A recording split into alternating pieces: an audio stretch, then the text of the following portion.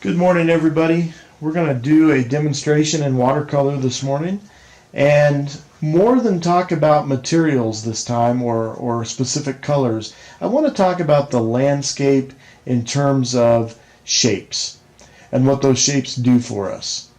So in this landscape here of some mountains, some trees, water, and sky, I want to talk about the fact that a lot of the great landscape artists like Maynard Dixon, Edgar Payne, John Carlson. These guys talked about the landscape in terms of layers and in terms of shapes. And they assigned value ranges to those shapes. So let's start by just talking about the fact that 3 to 4 shapes, large shapes in the landscape, is probably considered ideal. So in this particular landscape, we have the sky, and that is one shape. We have the distant mountains and the distant hills to the water line. That's a second shape. We have the vertical conifer or fir trees and the foreground rocks. And that's a third shape. And then we have the water itself, and that's a fourth shape. When we're talking about these shapes, we want to make sure that there's a lot of variety in the edge treatment and that they interlock with one another. That there's areas where they lock into the shape next to it or before it, and this adds interest to our composition. And ultimately, by overlapping, it provides a sense of perspective. So between overlapping these tall vertical elements against these slightly shorter elements, against the distant hills, against the mountains, against the sky, we're already going to develop a sense of perspective and distance. Now we're going to really increase that by controlling our values and making sure that our darkest values are going to be in these vertical shapes here. Carlson was very clear that the sky is often your lightest value in a landscape, followed by the ground plane, that the distant mountains that are at a slight angle are going to be next in value, and that anything that's vertical in the landscape is going to be your darkest plane. And that's a really great thing to think about when you're out there painting on location or painting from reference photographs that can often be misleading, is to keep those key things in mind about the shapes and the assigned value patterns. The next thing I want to discuss is how I'm going to go about painting this. I'm going to start with the sky, and I do want to make sure that I provide enough value punch in that sky to set these mountains off. Because really my idea in this painting is that the light is streaming in from the side, lighting up these plains on this side of the mountain faces, rolling over into shadow on the other side of the mountains. To get that to really pop in watercolor, I need to provide this sky with enough value, contrast, that these light areas will in fact punch and pop. There's two ways I could go about this. I could paint the light areas of the mountains first and then drop in the sky, or I can put in the sky and then punch in the value of the mountains. What I'm going to show you today is that I'm going to take a light wash over this entire area, and then I'm going to build on top of that, so that this initial key wash is what's going to start this entire process. And you might see that the color might look a little radical to you, but we're going to change that with subsequent washes. So we'll rejoin in a moment and we'll start painting.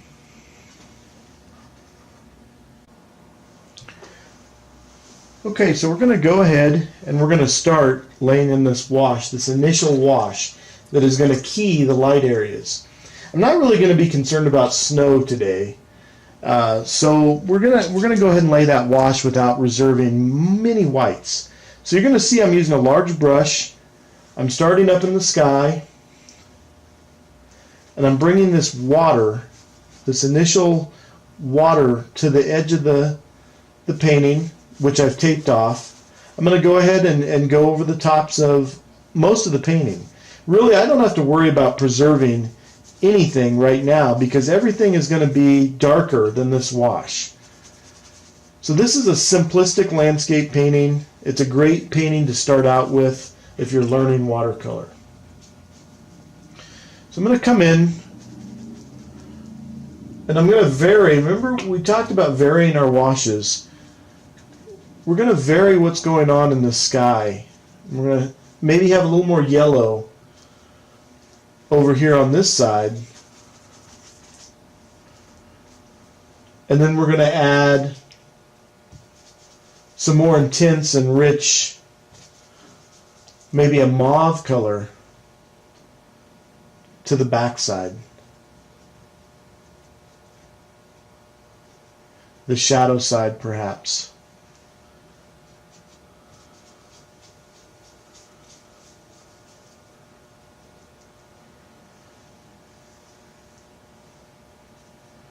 We're going to let this work. I'm working vertically, and it's going to give us a sense of the clouds moving. And that's exactly what I want.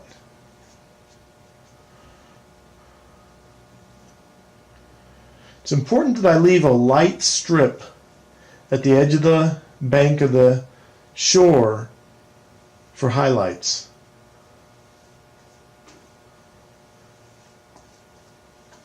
I'm going to go ahead and bring that color all the way down into the water in the foreground. This little speck of white is going to be distracting, so before this dries, I do need to go and take that and control that a little bit. You'll also notice that I use a sponge to take moisture out of the brush. Controlling the amount of moisture in your brush is key in watercolor, and that's something that we'll discuss much more in depth. But it's something that I want to bring up so that you consider it, and you might see how often I'm trying to control that. Now, I don't necessarily want to go with a complete evening sky, where the light is rich and warm. I want to get a little more of a blue sky feel to it, but a little bit stormy at the same time. So I'm going to mix ultramarine blue and some burnt sienna, and I'm going to come in, especially at the top corner here, and I'm going to allow this to bleed in. And it's going to give us the effect of some clouds, and it's going to give me an excuse to increase the value in this area that's going to be reaching up here against the lit area of the mountain. And because I'm controlling the amount of moisture in this, it's allowing me to also keep from having that bleed into that mountain area. So by controlling the amount of moisture on the brush, I'm subsequently giving myself a lot of control over what is going on in this painting. We want to make sure that we don't just allow our clouds to just start somewhere in the middle and not go off the edge. I actually prefer to make sure that my clouds are on an edge moving across so that it looks like the landscape exists beyond the perimeter of the painting itself. So for now, I'm going to leave this and I'm going to let this dry, and you can see that wash is covering 95% of the paper. It didn't cover right in here, but that's okay because I've already decided that this entire area is going to be a dark shape and a dark mass. So we'll rejoin as soon as this wash dries. I'm going to allow it to dry vertically so that the wash variegates down. And I think that'll add some interest to this landscape painting. So we'll see you in just a minute. Okay, we're back. So as that wash dried, it softened the bottom edges of the clouds, and it almost gives the effect of precipitation or rain coming down out of those clouds. And I think that's always a nice touch to let watercolor shine in terms of the properties of watercolor and what it can do. Also, you'll notice that this wash variegated itself. It intermingled between the mauves, the pink, and the yellow that I laid down. And so you can see that we've established a light source, that we're going to have the lit side of the mountains be on this side. And I've made the decision compositionally that what I want to do is I want to go from shadow mountain to light to shadow to light. And I think that's going to be interesting. And you never know with watercolor until you do it. And that's half the fun, is seeing what happens. So let's go ahead and let's do this. I've mixed up a nice blue from cobalt, a very slight touch of cadmium red light, and a little tiny bit of cerulean, because I want this granulation that cerulean blue brings for us. So I'm going to really control the moisture on this because this is slightly damp still, and if I don't, we're going to get blossoms, and then that's not something that we want. So I can test a little area to see, but it looks like it's going to hold. So now I can leave some of that light in this wash for interest's sake. And it'll look and it'll read like snow or a lit area of rock in the distance. But I want to be careful with doing too much of that, or it'll look like I just didn't do a very good wash. I wasn't in control. On this lit side here, we're going to just put in the shadows, and then we're going to come to the back side of the mountain and we're going to indicate the shadow side like that. Then I'm going to come in over here on this side of the peak, always controlling the amount of moisture that's in that brush, using that sponge.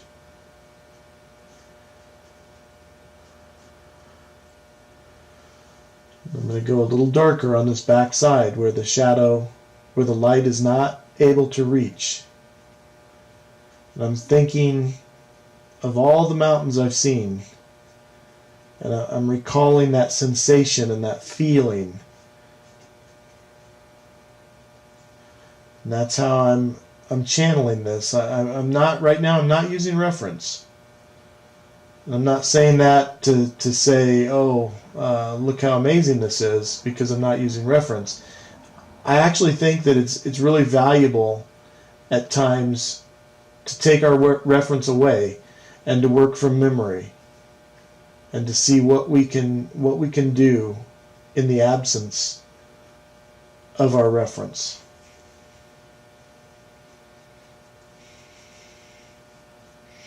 I really don't want our eye to spend a lot of time over here, so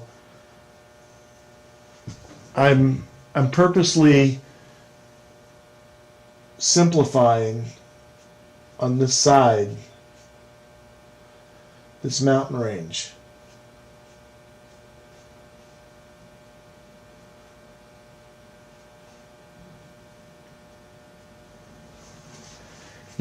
This could be potentially a hard edge, and I'm not sure that we want a hard edge there.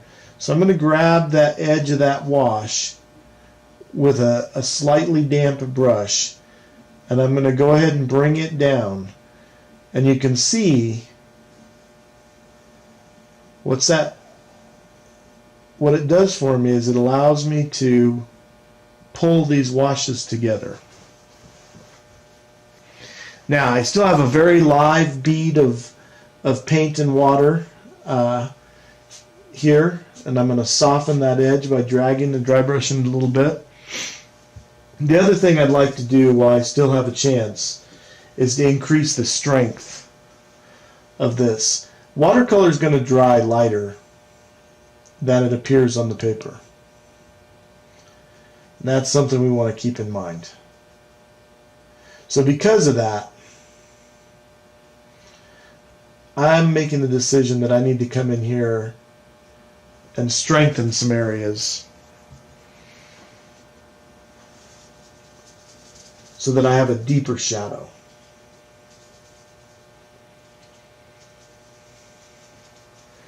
I want to be careful because I want to give myself that value range to do other things here in a moment with these distant hills. But for now, I think that's going to be good. So let's move into the distant hills. These are going to be largely covered in conifer. There might be some aspen out there. Down below, potentially, there could even be some cottonwood. Not necessarily important that we know what types of trees these are, other than it gives us an indication of what colors and values we might be dealing with. So if the light is coming across here, we're going to see a little more color and certainly a lighter color on the hills facing our light source. And then it's going to go light to dark as the hills roll. So what we'll do is we're going to start with a little bit of a green that we're going to mix up with any yellow and any blue, as long as it's a cool. We want this to be a cool green, not a hot, acidy green, because that's not going to read correctly. We want to carry it all the way across. And remember, this is going to be a dark shape. It's going to cover, probably 90% of this is going to get covered up. But it's going to peek through there when I put in my darks, and it's going to be a nice touch. So we'll drop in this wash, and then we're going to come in with a slightly darker version, and we're going to indicate where the hill rolls over into shadow.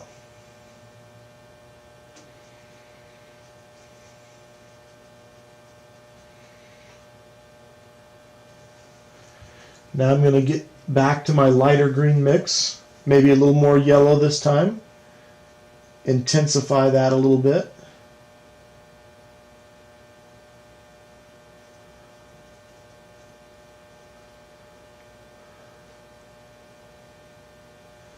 And then we're going to go back into our shadow color.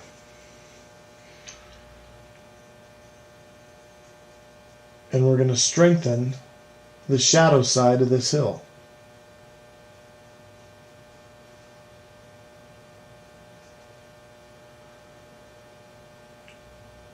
And we're certainly going to let watercolor be watercolor and allow it to give us some indication of distant trees. So that is the beginning of an atmospheric plane back there that's very, very distant. We can't make out any detail of any trees. Notice this bead of wet paint mixed with water. That's a live area that I can go grab and continue this wash. I can leave that for now as I talk, and I can come right back in there and light that area up. And we're going to light it up pretty good.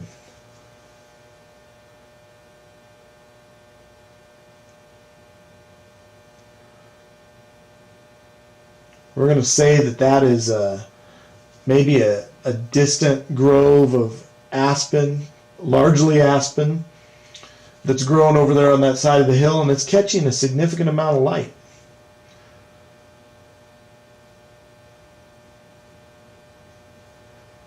So we're going to charge in nice, light, bright yellow-green. And sure enough, we're going to come back into that with a shadow color. Ultramarine blue, burnt sienna, ultramarine blue, or you know, any number of things that you might like to mix up for a shadow color will work. I like to punch up the color starting about that distance right there. Punch up the value a little bit. Let's go ahead and let's start indicating our shadow side. This will also be the first area where we start to, it's close enough that we're probably going to start to be able to pick out some edges of trees, and we're going to start to discern that is absolutely distant trees. So we weren't concerned about that in that hill behind it. Too far away. I'm going to keep that water line fairly straight. Okay? Now, it's not too late to come back in here and punch a little more color, because I can control the amount of moisture in my brush, and that allows me to come back into that still damp, moist wash and add a little bit of color. And if it blossoms a little bit, that's okay. That's not going to hurt a thing, because the blossoms are going to be controllable with the amount of moisture in the brush. And frankly, they add a little bit of variety and interest back there to the tree line. Let's go ahead and let's punch up this area in here. Don't want to get carried away because we don't want to take the eye off the edge of the composition. But at the same time, we need enough interest back there and enough things that say tree that people begin to say, oh, I see what's going on. This is, these are distant trees. I get really excited when I paint landscape.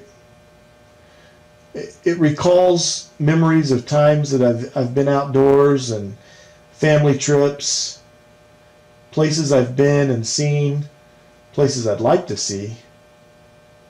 All these things happen when I'm painting. I think it's one of the primary driving forces for why I paint. I absolutely relish my time that I spend outdoors. It is my air, quite literally, and it is my nourishment. And without these things, I'm not sure that I would be able to survive. It's that important to me. And I didn't know that about myself until I was older. So we've been working a lot over in this area, developing the shadows and the light source. We've left this alone, and that's on purpose, because this is the area where our dark firs or conifers are going to go. And we could go ahead and do that shape next, but I think we'll go ahead and drop in the reflections, or we'll start to drop in the reflections of the distant hillsides and mountains in this scene down here. So I want to show you how I do that. All I do is re-wet, and I'm careful not to go all the way into that previous wash, because I need to have a light area back there that reads shoreline.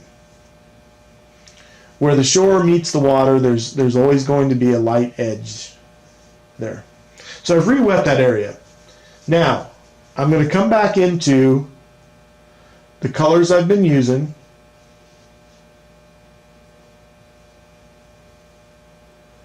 And I'm going to allow this to go wet into wet, slightly darker in value, and I'm just going to let this bleed and become water. And it literally paints itself. And then that's, if you paint both oils and watercolor, that is absolutely one of the best things about watercolor, is that it will do magic all by itself if you allow it to.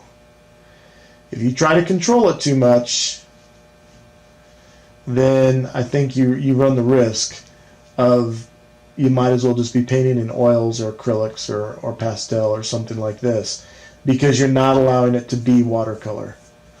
And the magic will be gone, and I just don't feel like those are as powerful as statements in watercolor when you do that. And we'll put another wash on the water. I just wanted to get that distant feel. Wanted to get that distant feel in first, before we did anything else. Because I know from experience that if you try to cut that back in later, sometimes it doesn't always work out that well for you. And you might say, well, JR, what about the sky? You've got tree line in there, and maybe you're starting to get a feel of some mountains in there, but isn't that sky also going to be in that reflection? Well, that's where you need to actually measure and find out, well, how much sky is going to show? Not very much. If you look at that, not much sky is going to show in this reflection, and that's due to the fact that the mountains and the water are the distance, the proximity is such that we're just not going to be seeing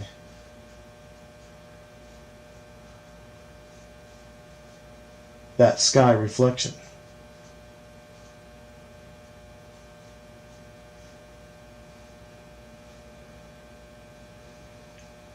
And in this area over here, I'm really not that concerned, because the dark shadow of that tree line is going to have to go in there. So For now,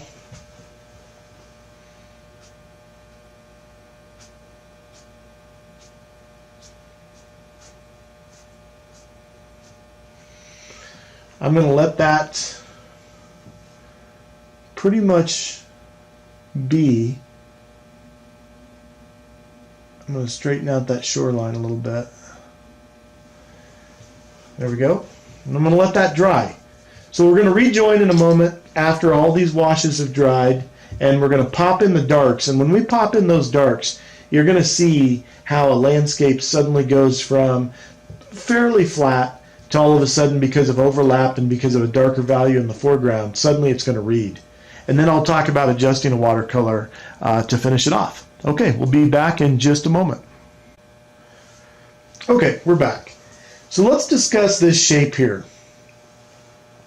No doubt I cannot paint conifer fir from the very tip top of the tree all the way to the water line and make a very convincing statement. But what I can do, and the technique I'm going to show you, is how you can pop in some nice darks, and we're going to vary those darks with color and value. And we are going to take it largely all the way to the bottom, but then we're going to take a knife or a palette knife or even a credit card, and we're going to scrape some indication of some things going on in this shoreline.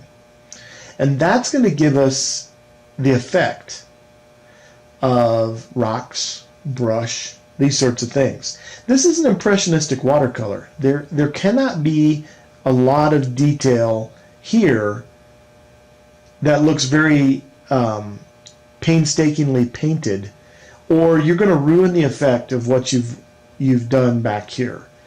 Really, I want my watercolors to look effortless, like they were done in just very simplistic strokes and left as they are, and that's the sort of watercolor that I prefer.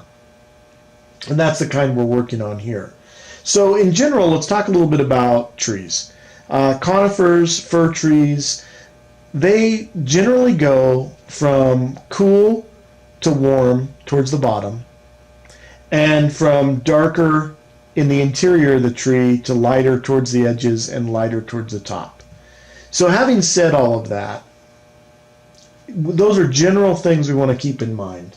So the technique I'm going to show you is where I'm going to use basically 3 puddles of paint, a light, a middle, and a dark. And we're going to just variegate those washes within these tree shapes. And the only place it's going to say tree is the verticality and the edges. Everything else is random and haphazard. But I do want to make sure and maintain some of this negative space so that you're seeing through the trees, so that this doesn't become like a flat painted on or pasted on shape. I don't think that looks very natural, nor do I think it ever looks very good when that happens. So we're going to start with a light, and it's largely the same basic yellow-green color that we were using before. And I'm going to carefully put in the indication of the tall, thin part of the tree. But then after that, once I get down below, say, this mountain edge here, I'm gonna really loosen up with this wash.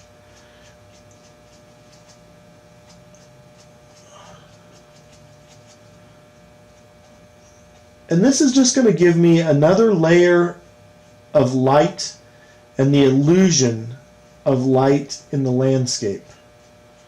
I want you to notice how free that is. There's nothing, I'm not noodling with a small brush there.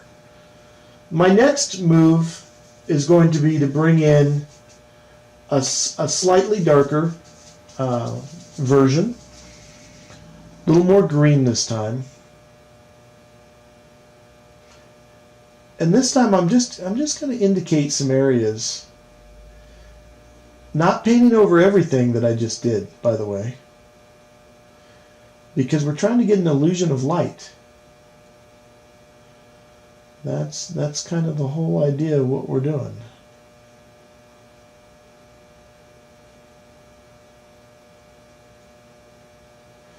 And trees, I think, often look best when they're painted in clumps. And if we're not going to do them in clumps, then we have to be very cognizant, like this one here, that it has enough character to stand by itself. But these trees that are clumped together, that are their purpose, by the way, in this landscape, is to provide a dark. That's their purpose. Trees may not need a purpose out there in nature, but in our paintings, it's best if they do. And so the purpose that I've defined here for these guys is to give us this dark to play light against. And you say, well, that's not very dark. And you're right, it's not very dark yet.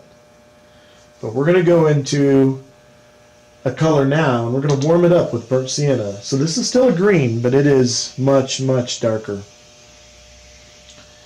And we're going to go about 2/3 up, and we're going to start to hit and indicate the shadow part of this conifer. And this is the dominant tree in this landscape. He is the oldest, most mature, perhaps luckiest tree out there.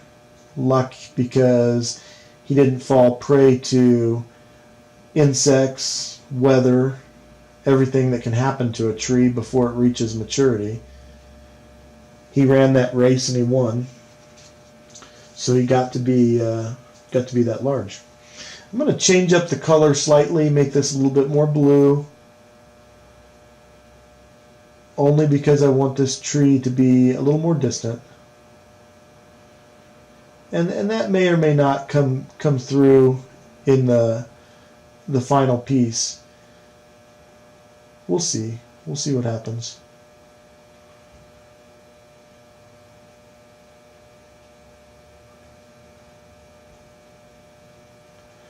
We have to hit this dark. And if we don't, we're in trouble.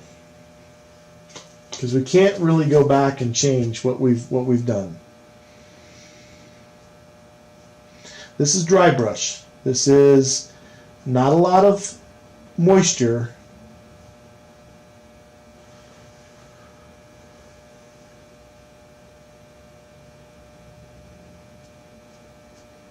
And that is our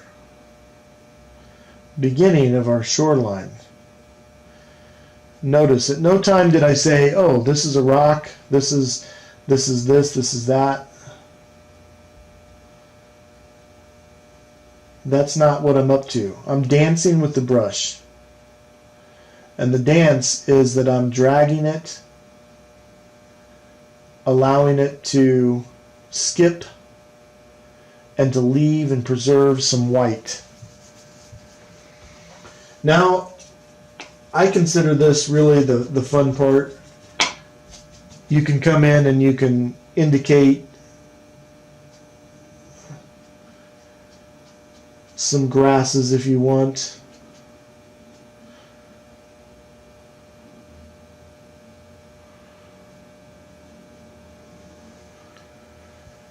You can change the color up a little bit. You want to keep it harmonious. Don't get too carried away here with changing up of color. But you can get away with some things. Maybe there's a log or something that's, you know, cutting across here like this. And if that's the case, then I want to be sure and go ahead and put the shadow underneath it. It's amazing to me how much dead timber is lying around the shoreline of a natural lake. It's a tremendous amount. So there's always a good excuse for these sorts of things. Now, we've put in these nice darks, and you started to see now it pops against the lights. We need to make sure the reflection reads accurately. So this is going to be dark now. And what we're going to do is we're going to go from darkest dark to a little bit lighter, because these reflections here are going to start to come into play. But these large verticals need to be shown down here. So don't overthink this, for sure. Just go back to the colors you mixed for the dark. You can go even slightly darker now because in reflections in water generally become slightly darker. You can wet this area. You can make it a little tree-like by varying the edge a little bit if you'd like to do that.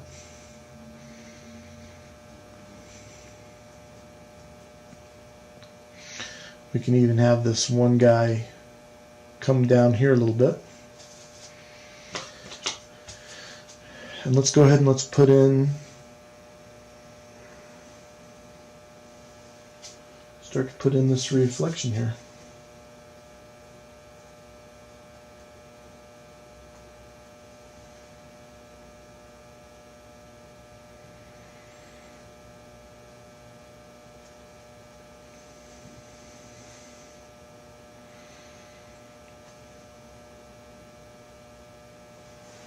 Try not to keep the exact same colors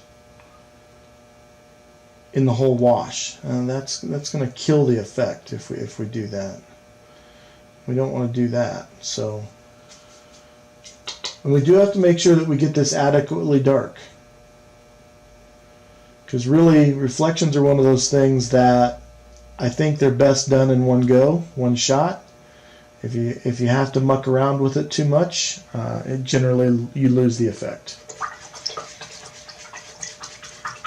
And because that was wet, and now these edges are, some are sharp and some are soft, you really start to get more of a feeling of reflected light and reflection off the water. Now we talked a little bit about, well, we can take a knife and we can scrape and we can do some of these things. Let's go ahead and do that. Let's take this is just a pocket knife. You can use a credit card. You can use whatever. Let's go back into this tree.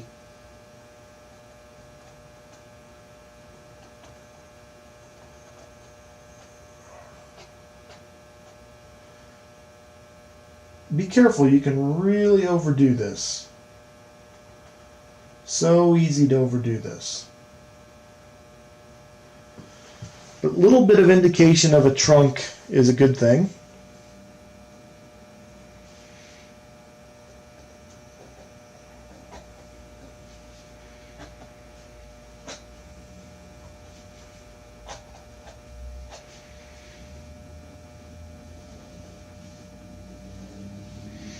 You can even scrape in a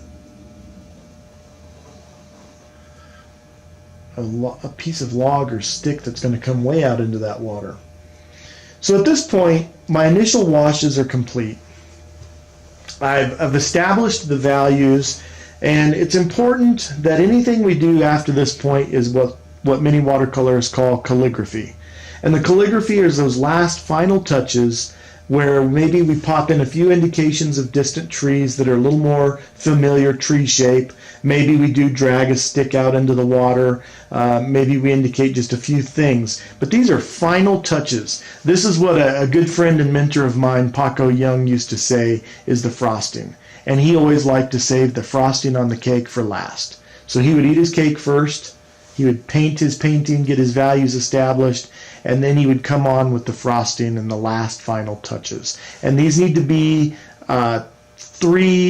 maybe 3 to 5% of what you do, your time spent. Maybe even not that much needs to be frosting, because if you do too much at this point, you're going to ruin the effect.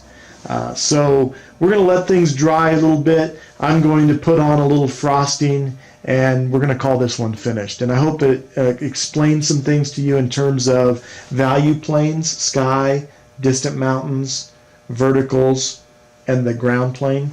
And I hope also maybe you picked up a little bit of technique here in terms of painting mountains that are lit by using sky colors. And we talked a little bit about edge work as well, soft edges and hard edges. So anyways, I hope you guys enjoyed this one, and I'll bring us back to show you the finish or near finish of this little study.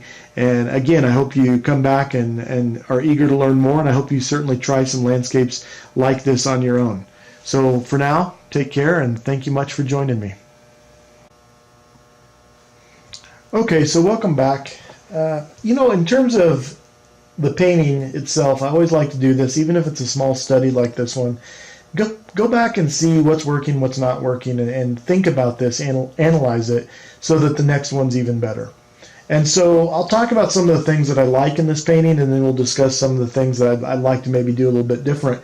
And I hope that that helps in terms of your learning. I do like the distant feel, the atmospheric feel of these distant hills and the mountains and the sky. And I really like the interlock of the dark verticals against that. I think value-wise, that's working well. I think there's a sense of mood and a strong sense of emotion coming out of this piece. I am quite happy with the reflections of these trees here. I'm pretty happy with the way this came into play. This little stick dragging across here is a nice touch. You know, if I was going to go back into this and work a little bit more, or repaint it, which is more often what I will do, you know, I'd be a little more cautious of this shoreline. I think that is a little bit distracting, although it does bring your eye to there, which is good. And I might punch up the strength of the water a little bit more as well. But in terms of a study that was done quickly and to serve a point, to show you guys some technique, I hope it's working well in that regard. One last thing I see that I would do, and I'm going to do this right now, is to strengthen this little trunk.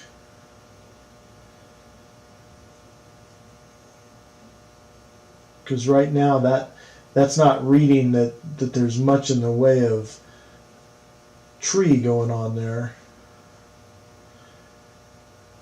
And when you do this is a good way to ruin a painting. This is a good way to really finish a painting off strong, is by adding these little touches. You know, you got to know when to say stop. You have to have a voice that you develop inside your head that says, stop. Don't go any further. You're going to ruin it. So with that, this piece I'm going to call complete. I hope you've enjoyed it. I know the camera work is not professional. Unfortunately, I'm more of a painter than I am a video producer. I hope to improve on that in the future so that you guys have a better experience. But I do hope you enjoyed this. I hope you learned something, and I hope you will go visit my website, jrmonks.com, or find me on Facebook, also jrmonks. So again, till next time, thanks for coming along on the journey.